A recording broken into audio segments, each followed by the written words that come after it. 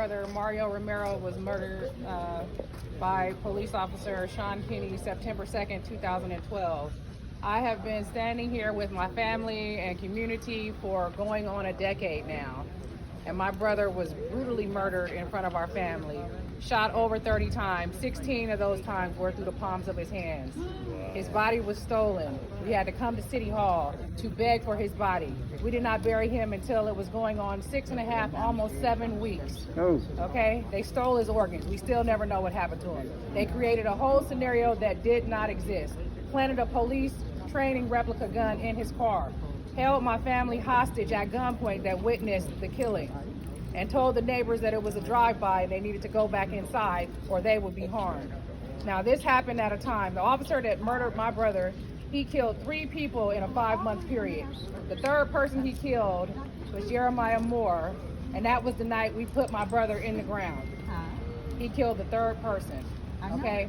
Me and this man right here, this is the person who's been standing longer than me trying to get justice for his son, Jared Huey, okay? So this is nothing new. This has been going on, and I'm gonna let him tell his story. Well, I thought I knew something. My name is Mike Huey, and my son was murdered on June 30th of 2012. My son was murdered on June 30th, 2012. And I thought that I was like the rest of everybody else. I thought that, you know, there was always somebody accountable for the next person, and that there was a rank structure, and that things were done in a certain way that kept out murders and things like this in case. And the police, I never figured would ever be the ones that would be doing what they did. But I didn't know nothing. I didn't know what reality was until my kid was killed.